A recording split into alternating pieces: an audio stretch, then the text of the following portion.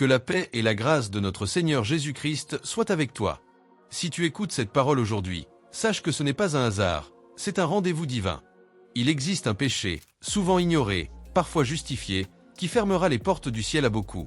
Un péché si subtil qu'il se glisse dans le cœur sans bruit. Et pourtant, il peut priver une multitude de l'enlèvement promis. Ce que tu vas entendre aujourd'hui n'est pas un simple message, c'est une alarme spirituelle. Car le jour vient, un jour qui ne préviendra pas, un jour où les trompettes sonneront et où les cœurs seront révélés.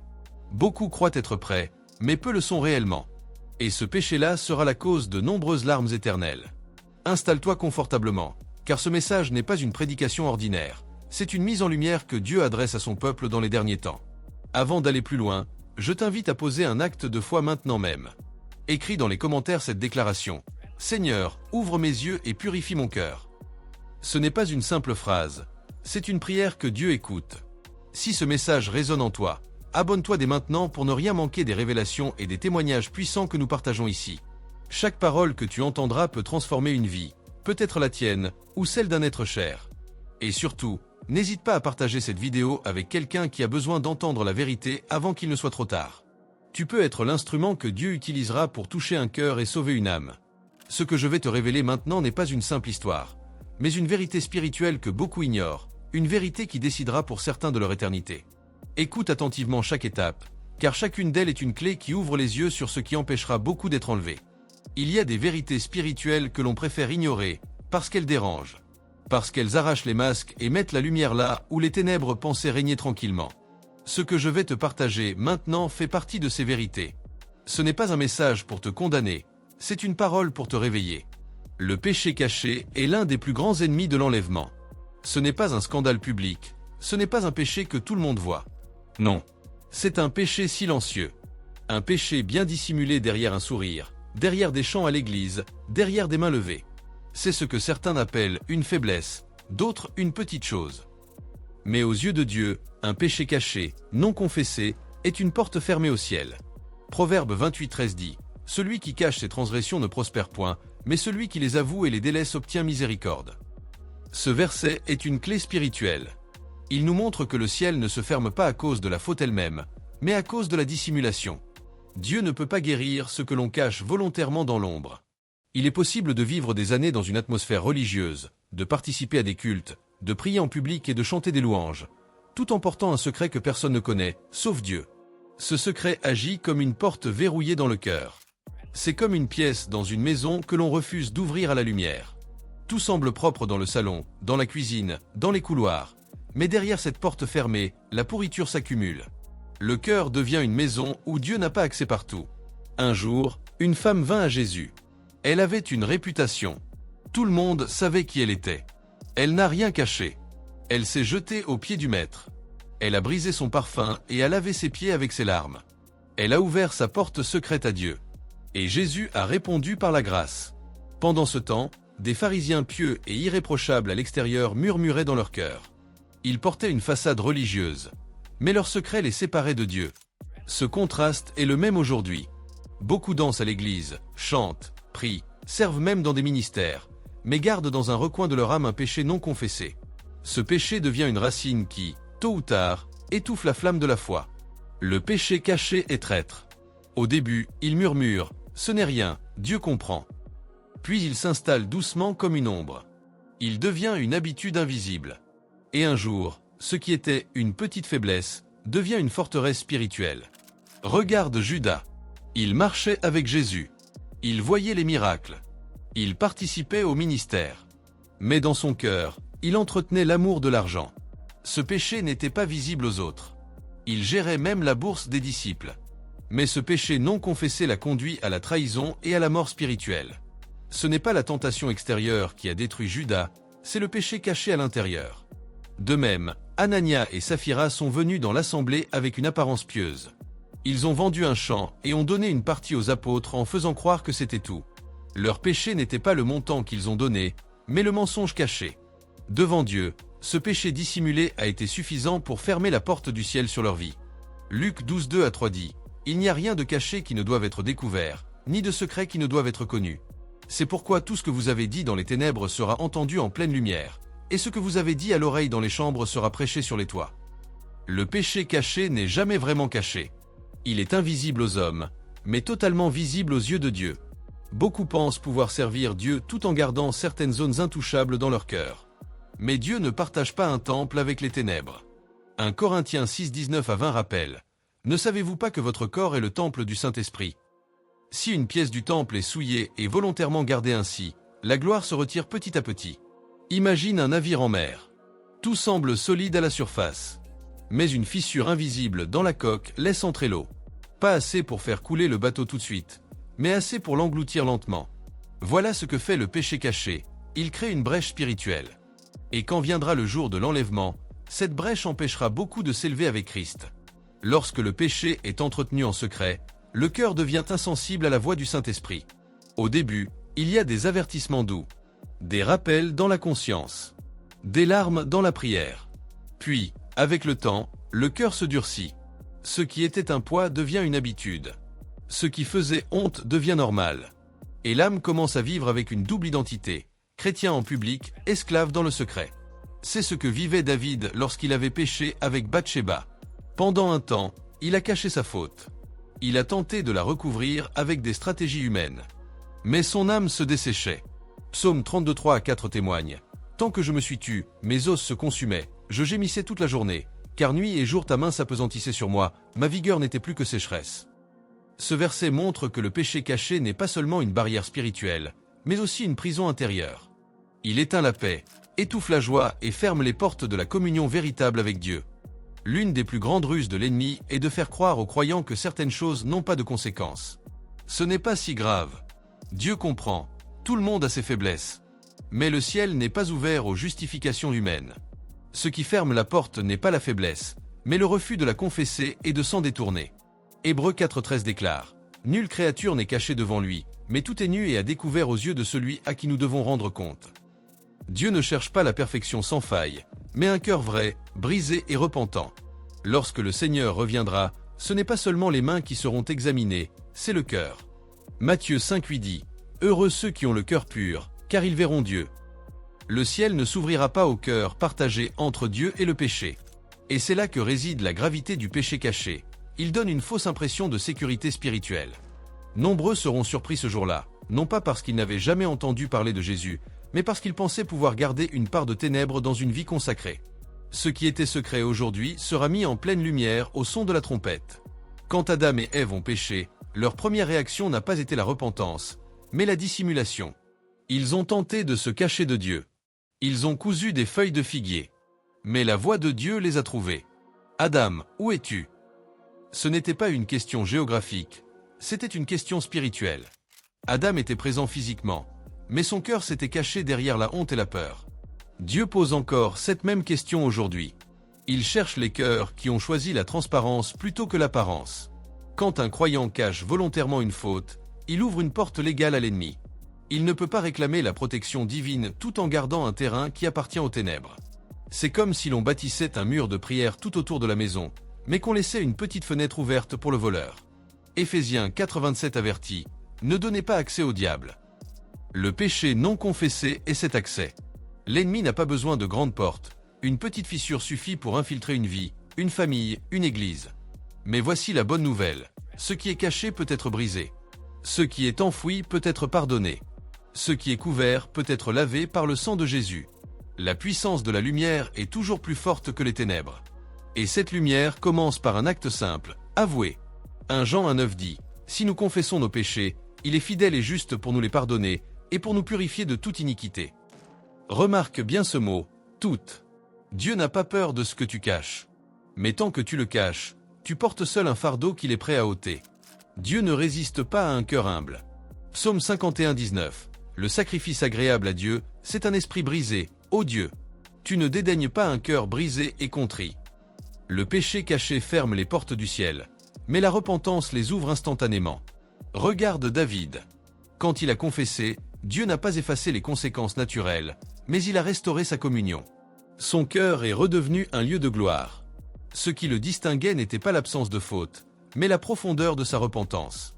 Beaucoup n'ouvrent pas leur cœur à Dieu parce que la honte les retient. Si je confesse, que dira-t-on?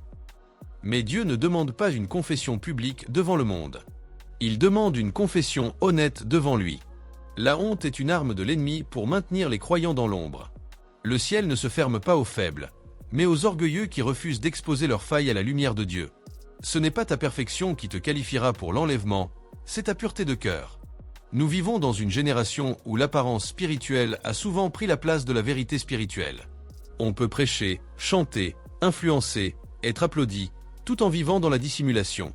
Mais Dieu prépare une épouse pure, sans tache ni ride. Et tout ce qui est caché devra être exposé, soit maintenant dans la grâce, soit plus tard dans le jugement. Ce message n'est pas une menace, c'est une invitation. Une invitation à être prêt. À ne plus laisser ce péché invisible te séparer de ton éternité. Jésus a raconté l'histoire de deux maisons. Une bâtie sur le roc, l'autre sur le sable. Extérieurement, elles semblaient identiques. Mais quand la tempête est venue, la différence est apparue. Le péché caché agit comme du sable sous les fondations spirituelles. Tout semble solide jusqu'au jour où la tempête ou la trompette éclate. L'enlèvement révélera ce que les yeux des hommes n'ont jamais vu, la qualité des fondations du cœur. Aujourd'hui, le Seigneur te parle peut-être précisément. Ce message n'est pas pour accuser, mais pour délivrer. Il veut faire tomber cette façade religieuse et ouvrir cette pièce fermée dans ton cœur. Ce que tu caches depuis des mois, des années, peut être effacé en un instant par le sang de Jésus-Christ. Tu n'as pas à porter cette chaîne en secret. Le prix a déjà été payé à la croix. La seule chose que tu dois faire, c'est ouvrir ta bouche, ouvrir ton cœur et laisser Dieu entrer dans cette zone sombre. Il y a des vérités qui ne seront pas répétées éternellement. Il y a des portes qui ne resteront pas ouvertes indéfiniment. Comme dans les jours de Noé, la porte de l'arche a été ouverte pendant un temps, puis fermée. Et ceux qui se moquaient de la pluie ont frappé trop tard. Aujourd'hui, Dieu t'avertit, le péché caché fermera la porte de l'enlèvement à beaucoup. Mais si tu ouvres cette porte aujourd'hui, la grâce t'élèvera avec les saints lorsque le Seigneur reviendra. Si ce message parle à ton cœur, là où tu es, ferme les yeux et dis, « Seigneur Jésus, je ne veux plus vivre dans l'ombre. Je te livre cette partie cachée de mon cœur. Je t'ouvre la porte que j'avais fermée. Lave-moi par ton sang. Purifie-moi. Délivre-moi de ce que je cache. Je veux marcher dans la lumière et être prêt pour ton retour. Au nom de Jésus-Christ, Amen. » Le péché caché est une chaîne lourde, mais le sang de Jésus est une clé plus puissante. Ce qui ferme les portes du ciel peut être brisé aujourd'hui si tu choisis la lumière. C'est ainsi que commence la véritable préparation pour l'enlèvement. Pas par des apparences, mais par un cœur entièrement livré. Il est temps d'ouvrir les yeux sur un danger subtil mais puissant dans la vie de nombreux croyants, les compromis spirituels. Ce sont ces petites concessions que l'on croit inoffensives, ces arrangements que l'on se permet pour faciliter la vie, pour être accepté par les autres, pour ne pas se sentir différent. Mais à chaque compromis, une étincelle de la lumière divine dans le cœur s'éteint. Et ce qui commence comme un léger fléchissement peut finir par obscurcir complètement la flamme qui devrait nous préparer à l'enlèvement. Contrairement au péché caché, le compromis spirituel n'est pas toujours un acte interdit en soi. Il peut s'agir de tolérer ce qui est mauvais autour de nous, de fermer les yeux sur une injustice, ou de minimiser des vérités bibliques pour plaire aux autres. Cela commence souvent par une question innocente. Est-ce vraiment si grave? Et pourtant, chaque petite concession accumulée agit comme une goutte de poison, lentement mais sûrement, affaiblissant la vitalité spirituelle. Matthieu 6,24 nous met en garde. Nul ne peut servir deux maîtres. Car, ou il haïra l'un et aimera l'autre, ou il s'attachera à l'un et méprisera l'autre. Vous ne pouvez servir Dieu et l'argent. Mais ce verset ne parle pas seulement de l'argent. Il parle de tout ce qui rivalise avec la dévotion totale à Dieu. Chaque compromis est une brèche dans notre fidélité, un pas vers une vie qui n'est plus entièrement consacrée. Pense à le roi Salomon. Dieu lui avait donné la sagesse et la prospérité. Mais avec le temps, il a commencé à tolérer des pratiques idolâtres dans sa maison, à épouser des femmes étrangères qui détournaient son cœur. Ces compromis ont ouvert la porte à la division et à la chute spirituelle du royaume. La grandeur donnée par Dieu s'estompe dès que le cœur est partagé. Regarde aussi le peuple d'Israël dans le désert. Chaque fois qu'ils ont toléré l'idolâtrie, la désobéissance ou la méfiance, ils ont souffert. Même après avoir vu la puissance de Dieu à l'œuvre à travers Moïse, ils ont fléchi. Le compromis spirituel avait affaibli leur foi, retardé leur entrée dans la promesse et exposé une génération entière aux conséquences de l'iniquité. Ces histoires sont des avertissements. Chaque compromis a un prix. Et souvent, le prix n'est pas immédiatement visible. Il peut prendre des années avant que les conséquences ne se manifestent, mais elles finissent toujours par apparaître. Aujourd'hui, le compromis se manifeste de mille manières. Certains chrétiens ferment les yeux sur la pornographie, le mensonge, le commerce déloyal ou la malhonnêteté professionnelle, pensant que ces choses n'affectent pas leur salut. D'autres tolèrent des conversations ou des relations qui sapent leur foi, ou participent à des activités qui ne glorifient pas Dieu, mais tout le monde le fait. Chacun de ces choix, même s'il semble petit, érode la lumière dans le cœur. Imagine une ampoule puissante dans une pièce. Chaque compromis est comme un voile de poussière qui s'accumule sur le filament. La lumière peut encore briller, mais elle faiblit peu à peu. Si l'ampoule n'est pas nettoyée, un jour, elle s'éteint complètement. Le compromis éteint la lumière spirituelle de la même manière. Proverbe 4, 18 à 19 illustre parfaitement cette réalité. Mais le sentier des justes est comme la lumière resplendissante, qui va croissant jusqu'au plein jour. Mais le chemin des méchants est comme les ténèbres, et ils ne savent pas sur quoi ils trébuchent. Le compromis déplace le croyant du sentier lumineux vers un chemin de ténèbres, souvent sans qu'il s'en rende compte. Le compromis spirituel est souvent accompagné d'hypocrisie. Les croyants qui tolèrent des choses contraires à la parole de Dieu peuvent continuer à paraître pieux en surface. Ils prient, chantent, enseignent, mais leur cœur est divisé. Cette duplicité est extrêmement dangereuse. Jésus a sévèrement dénoncé ce type de comportement. Matthieu 23, 27 à 28. Malheur à vous, scribes et pharisiens hypocrites. Car vous êtes semblables à des sépulcres blanchis. L'extérieur est beau, mais l'intérieur est plein d'ossements de mort et de toutes sortes d'impuretés. Ces mots s'adressent directement à quiconque confond apparence et réalité spirituelle. Le compromis nourrit l'hypocrisie, et l'hypocrisie étouffe la lumière de Dieu dans l'âme. Le danger ne s'arrête pas aux croyants individuels.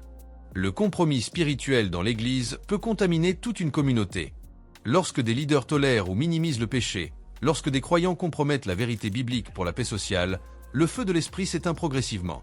L'Église devient comme un temple où l'on tolère les idoles derrière le rideau de la façade.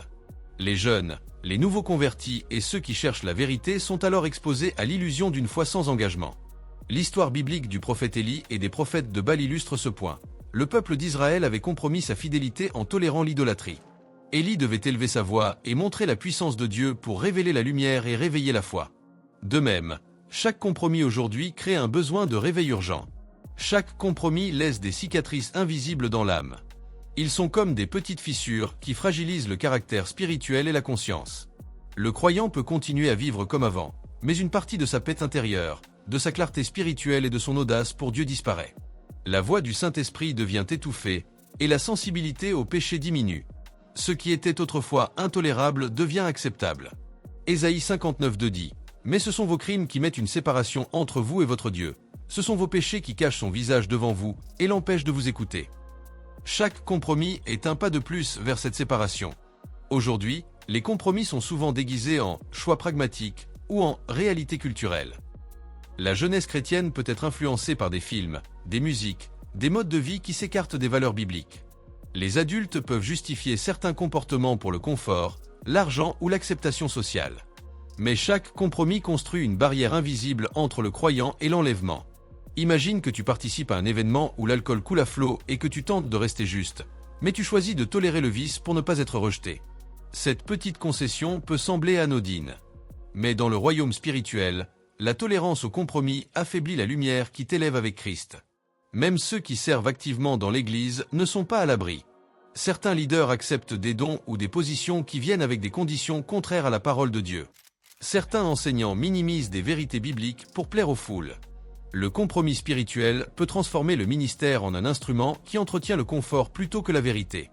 Galates 1:10 avertit « Car est-ce que je cherche à plaire aux hommes ou à Dieu ? Si je plaisais encore aux hommes, je ne serais pas serviteur de Christ. » Le message est clair. Tout compromis pour plaire à la société, aux critiques, ou même à l'Église elle-même, éteint la lumière du service véritable. Un compromis ne se suffit pas à lui-même. Il en appelle souvent d'autres. Une fois qu'un cœur tolère une petite entorse à la parole de Dieu, il devient plus facile d'en tolérer une autre. C'est une pente glissante.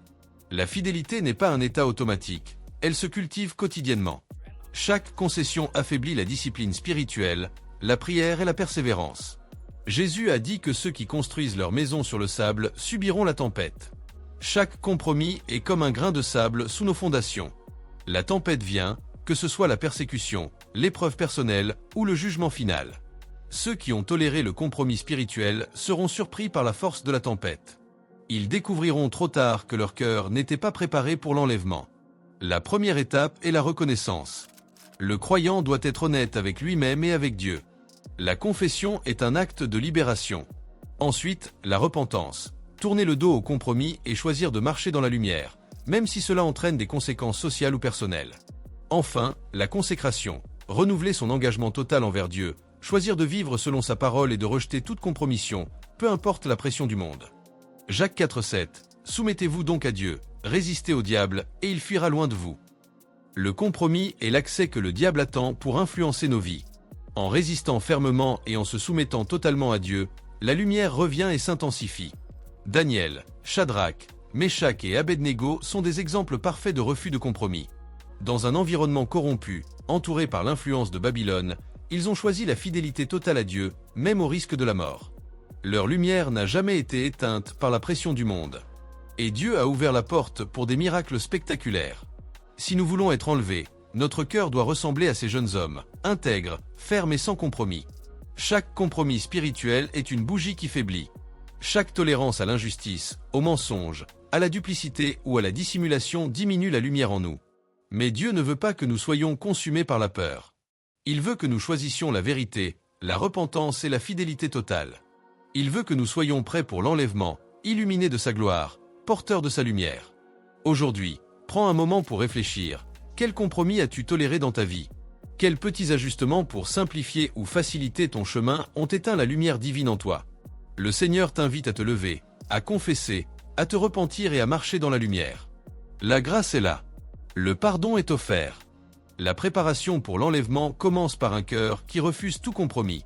Beaucoup de croyants pensent être en sécurité parce qu'ils font partie d'une église, qu'ils connaissent la Bible ou qu'ils prient de temps en temps.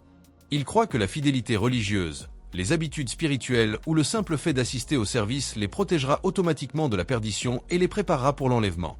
Mais voici la vérité qui dérange. La sécurité apparente est souvent une illusion.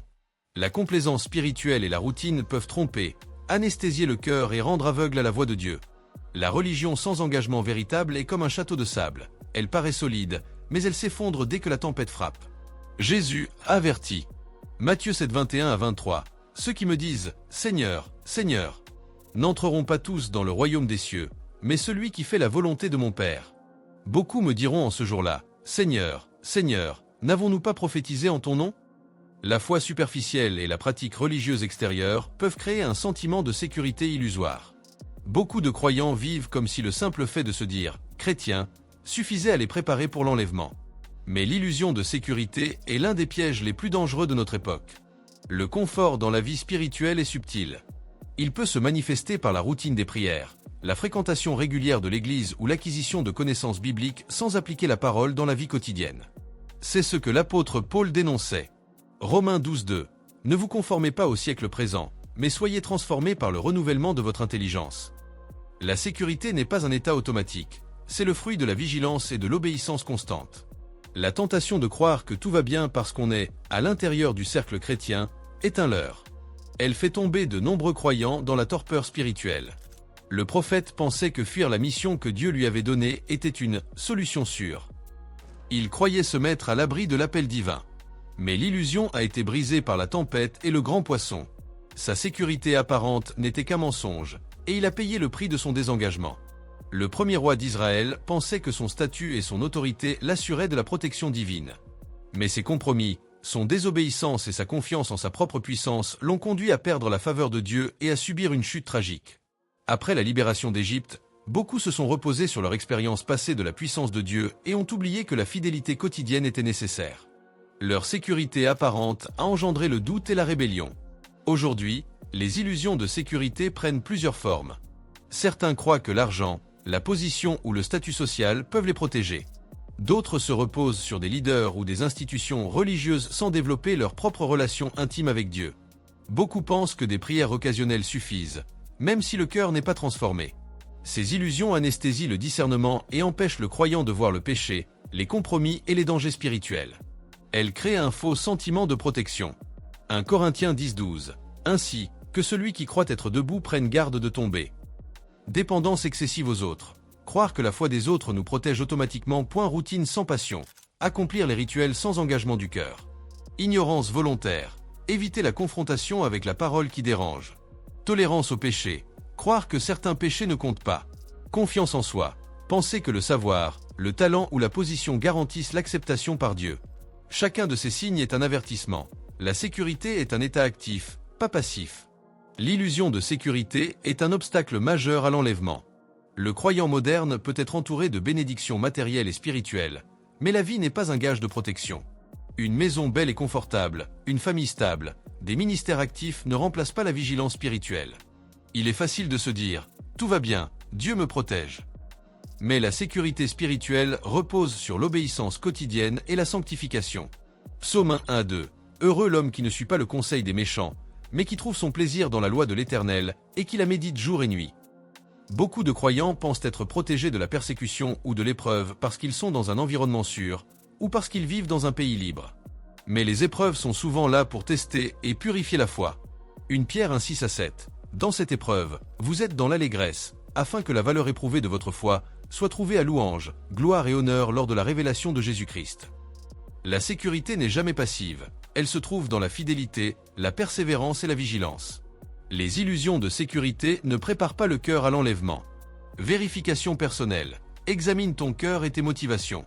Es-tu réellement engagé envers Dieu ou te contentes-tu de l'apparence? Obéissance quotidienne. Applique la parole dans toutes les sphères de ta vie. Ne te repose pas sur le passé ou sur les autres. Humilité et dépendance. Reconnais que seule la grâce de Dieu est protectrice. Aucun talent, position ou savoir ne suffit. Prière et méditation. Maintiens une relation intime avec Dieu, pas seulement une routine. Repentance active. Élimine les péchés tolérés et les compromis. La purification prépare le cœur pour l'enlèvement. L'histoire de l'Église primitive est un rappel puissant. Dans les premières communautés chrétiennes, la sécurité était une illusion. Persécution, rejet social et menaces de mort étaient omniprésents. Pourtant, ceux qui ont refusé de céder à la peur, qui ont prié avec foi et obéi à Dieu, ont vu la puissance divine se manifester. Des miracles, des délivrances et des conversions massives sont venus là où la sécurité apparente n'existait pas. Acte 5:29. Il faut obéir à Dieu plutôt qu'aux hommes. L'illusion de sécurité est donc une tromperie moderne qui doit être brisée par la foi active, la vigilance et l'obéissance. La paresse spirituelle, la routine et la tolérance au compromis font que beaucoup de croyants ne sont pas prêts pour l'enlèvement. La vie peut sembler paisible, mais l'illusion de sécurité cache le danger. Jésus a dit, Luc 12:40, vous aussi, tenez-vous prêts, car le Fils de l'homme viendra à l'heure où vous n'y penserez pas. La vigilance est essentielle. La lumière spirituelle doit briller sans compromis et sans complaisance. Lorsque le croyant brise l'illusion de sécurité, il retrouve la liberté, la clarté et la force pour marcher dans la lumière. Le cœur se purifie, la foi devient ardente, et l'Esprit Saint agit avec puissance. Les illusions de sécurité sont remplacées par une sécurité réelle, fondée sur l'engagement, la fidélité et l'obéissance. Chaque jour devient une préparation active pour l'enlèvement. La peur et la torpeur disparaissent, remplacées par la confiance et l'espérance. Le croyant ne dépend plus des circonstances, mais de Dieu lui-même. Ne te laisse pas tromper par la sécurité apparente. La sécurité spirituelle n'est pas une façade, un confort ou une routine. Elle est le fruit de la vigilance, de l'obéissance, de la repentance et de la relation intime avec Dieu. Les illusions de sécurité sont des pièges qui retardent la préparation pour l'enlèvement.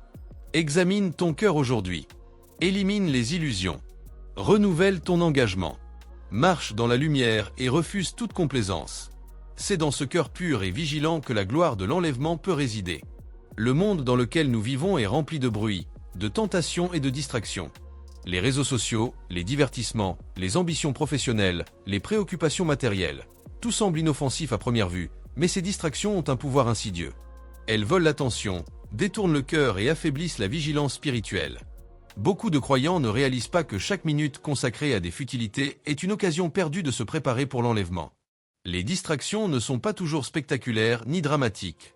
Elles apparaissent souvent sous forme de routines agréables. Regarder une série, vérifier constamment son téléphone, se plonger dans le travail ou dans les loisirs. Elles deviennent des voleurs silencieux de temps et d'énergie spirituelle. Éphésiens 5:15-16. Veillez donc soigneusement à votre manière de vivre. Rachetez le temps, car les jours sont mauvais. Chaque moment passé dans la distraction est un moment perdu pour méditer la parole, prier avec intensité ou servir Dieu avec cœur. Le danger n'est pas que ces distractions soient mauvaises en soi, mais qu'elles prennent la première place dans le cœur. Dans Luc 10:38-42, nous voyons Marthe, absorbée par les tâches domestiques, et Marie, qui écoute Jésus à ses pieds. Jésus a dit à Marthe, une seule chose est nécessaire. Marie a choisi la bonne part. La leçon est claire. L'activité et la distraction peuvent nous éloigner de l'essentiel. Dans le monde moderne, les distractions sont multiples et omniprésentes, et elles menacent la priorité spirituelle que chaque croyant doit garder. Endormissement du cœur. La distraction empêche le croyant de discerner les voies de Dieu et d'entendre l'Esprit. Affaiblissement de la foi. Sans temps de prière et de méditation, la foi devient fragile, vulnérable aux épreuves. Tolérance au péché. Les distractions offrent un refuge pour ignorer les luttes personnelles et les compromis. Perte de vigilance. La vigilance spirituelle est essentielle pour l'enlèvement. Les distractions créent un endormissement dangereux. Éloignement de l'intimité avec Dieu. L'âme se nourrit moins de la parole et plus du monde. Regardons autour de nous. Les notifications constantes, la course au succès, les loisirs excessifs, la consommation d'images ou de contenus superficiels. Tout cela détourne l'attention du plus important. Même des croyants zélés peuvent tomber dans ce piège. La clé est de reconnaître le vol silencieux que ces distractions opèrent sur l'âme. Matthieu 6,33. Cherchez premièrement le royaume de Dieu et sa justice, et toutes ces choses vous seront données par-dessus. Lorsque le royaume de Dieu n'est pas la priorité, toutes les autres activités deviennent des distractions qui volent le temps précieux donné par Dieu pour la préparation spirituelle. Les smartphones, les plateformes sociales, les séries, les jeux vidéo, tout est conçu pour capturer l'attention. Même un moment de repos peut se transformer en une perte de temps et d'énergie spirituelle si la priorité du cœur n'est pas fixée sur Dieu. Proverbe 83. Garde ton cœur plus que toute autre chose, car de lui viennent les sources de la vie. Chaque distraction est une intrusion dans la garde du cœur. La vigilance demande de poser des limites, de choisir avec sagesse ce qui nourrit l'âme et ce qui la vide. Alors que le monde était distrait par le plaisir et l'oubli de Dieu, Noé construisait l'arche. Il a choisi de se concentrer sur l'essentiel, malgré les moqueries et l'incrédulité générale. Dans la cour des rois, Daniel a refusé de se laisser absorber par les distractions et les compromis du palais.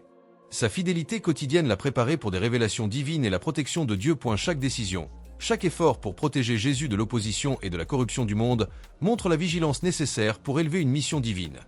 Dans la vie quotidienne, les distractions apparaissent sous de multiples formes. Les préoccupations financières ou matérielles deviennent des obsessions. Les loisirs et les divertissements capturent l'attention et le cœur. Les relations toxiques ou superficielles détournent l'énergie émotionnelle. Les ambitions professionnelles prennent le pas sur les priorités spirituelles. Chacune de ces distractions peut sembler anodine, mais cumulées, elles éloignent du chemin de l'enlèvement. Établir des priorités claires. Place la relation avec Dieu au centre de chaque journée. Limiter le temps passé dans les activités secondaires. Réduit les loisirs, médias et technologies qui volent l'attention. Créer des routines spirituelles. Prière, méditation de la parole, louange, service. Pratiquer la discipline. Chaque fois que le monde attire ton regard, rappelle-toi la mission et la préparation pour l'enlèvement. Être conscient des voleurs d'âme. Identifie ce qui te distrait et prends des mesures concrètes pour réorienter ton temps et ton énergie. Colossiens 3:2. Affectionnez-vous aux choses d'en haut et non à celles qui sont sur la terre. Lorsque le croyant prend conscience des distractions et choisit de les éliminer, une transformation profonde se produit.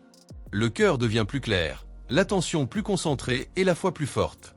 Les moments de prière deviennent intenses, la méditation de la parole devient vivante, et la préparation pour l'enlèvement devient active et consciente. Chaque distraction éliminée est une victoire pour l'âme, un pas de plus vers la lumière et la présence divine. Les voleurs d'âme perdent leur emprise et le croyant peut marcher dans la plénitude de la vigilance spirituelle. Prenons l'exemple de Jean, un jeune chrétien moderne. Chaque jour, il passait des heures sur son téléphone et ses réseaux sociaux. Sa prière était superficielle, et sa lecture biblique quasi inexistante. Choisis aujourd'hui de réorienter ton cœur, de purifier ton temps et de concentrer ton énergie sur l'essentiel. La transformation commence lorsque le monde cesse de distraire et que l'âme se concentre sur Dieu. Psaume 119 105. Ta parole est une lampe à mes pieds, et une lumière sur mon sentier. Nous sommes arrivés à un moment crucial. Après avoir examiné les distractions mondaines, les doutes et les compromis silencieux, il reste un danger plus subtil, mais bien plus pernicieux, le péché caché. Ce péché que l'on tolère dans le cœur, que l'on justifie, que l'on cache même aux autres, c'est ce péché qui empêche beaucoup de croyants d'être prêts pour l'enlèvement. Le péché caché ne se manifeste pas toujours par des actes spectaculaires. Il se glisse dans les pensées, les paroles non surveillées, les rancunes non confessées, les désirs impurs, et les habitudes auxquelles on s'accroche par confort. Il est discret, mais il est destructeur. Comme un venin invisible, il affaiblit l'âme, brouille le discernement et éloigne de la communion intime avec Dieu. Hébreux 12:1-2. Courons avec persévérance l'épreuve qui nous est proposée, les regards fixés sur Jésus. Si l'on ne confronte pas ce péché, même avec une vie active dans l'Église et les bonnes œuvres, le cœur reste entravé, incapable d'entrer pleinement dans la gloire promise lors de l'enlèvement. Dans 2 Samuel 11, le roi David commet un adultère avec Bethsabée et tente de dissimuler son péché. Bien que grandement béni et proche de Dieu, son péché caché a entraîné de lourdes conséquences. La mort d'Uri, la division dans sa famille et des années de troubles pour Israël. La leçon est claire, aucun péché, même caché, ne reste sans conséquence devant Dieu. Dans le monde contemporain, le péché caché peut se présenter sous diverses formes. Mensonge ou demi-vérité, que ce soit au travail, en famille ou même à soi-même. Colère ou rancune non confessée, elles empoisonnent l'âme et détournent de la paix. Addiction, celles qui ne sont pas visibles mais qui dominent le cœur. Jugement sur les autres, une condamnation silencieuse peut éloigner de l'amour et de la grâce. Désirs inavoués, tout ce que l'âme chérit en secret mais qui n'est pas conforme à Dieu. Chaque péché caché est un obstacle à la lumière, un poids qui empêche l'âme de s'élever dans la sanctification et de répondre pleinement à l'appel divin.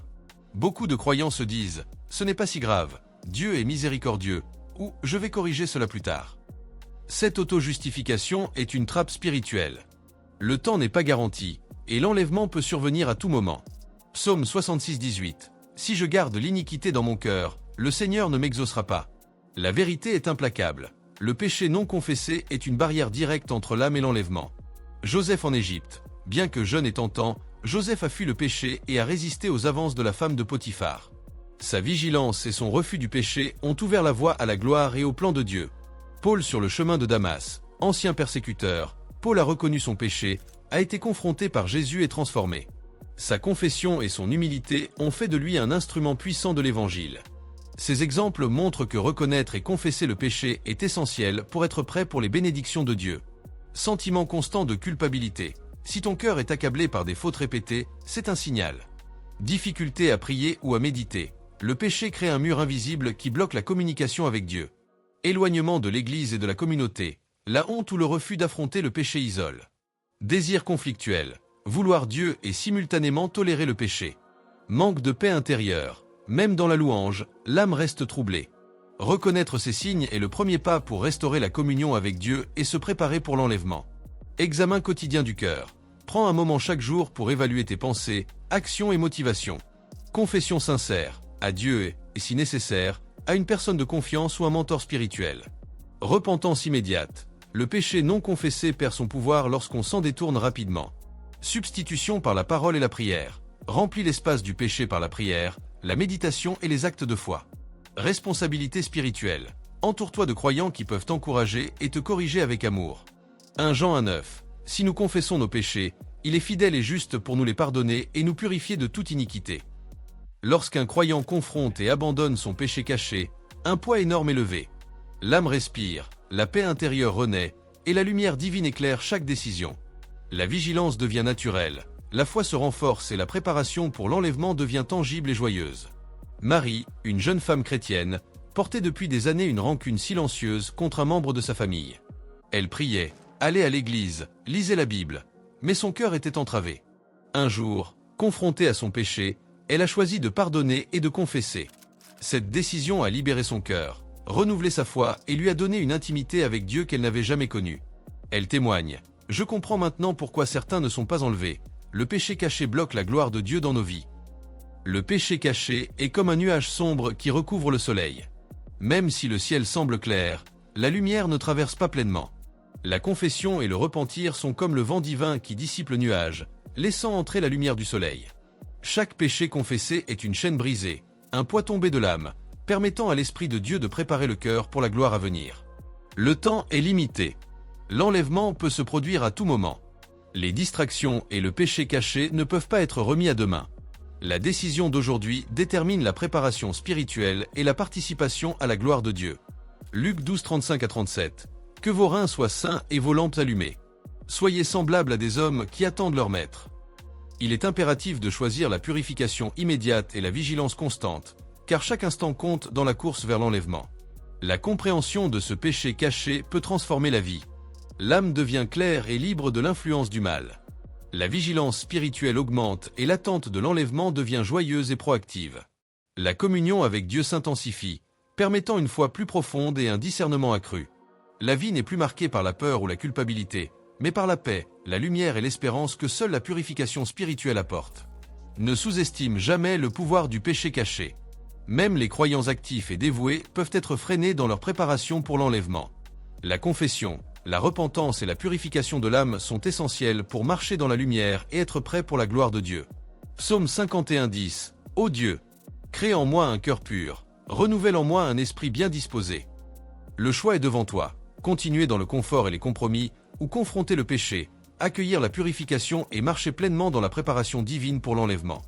La révélation et la gloire attendent ceux qui choisissent la lumière et la vérité. Psaume 34:18. L'Éternel est près de ceux qui ont le cœur brisé, et il sauve ceux qui ont l'esprit abattu. Ésaïe 61. Lève-toi, brille, car ta lumière arrive, et la gloire de l'Éternel se lève sur toi.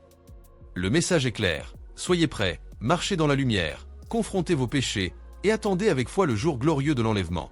Avant de conclure, engagez votre cœur. Confessez tout péché caché. Purifiez votre âme par la prière et l'obéissance. Recherchez la sainteté dans vos actions quotidiennes. Partagez cette vérité avec un proche qui pourrait être perdu dans les ténèbres. Car l'enlèvement approche, et Dieu appelle ceux qui écoutent, obéissent et gardent la foi. Imaginez-vous, levé dans les nuées, entouré de la gloire divine, le péché effacé, le cœur purifié, marchant dans la lumière éternelle. Ce n'est pas un rêve. C'est la promesse de Dieu pour ceux qui choisissent la vérité et la sanctification. Apocalypse 22:12. Voici, je viens bientôt, et ma récompense est avec moi, pour rendre à chacun selon ses œuvres. Marchez dans la foi, préparez votre cœur, et que la paix de Dieu, qui dépasse toute compréhension, garde votre âme prête pour le jour de gloire.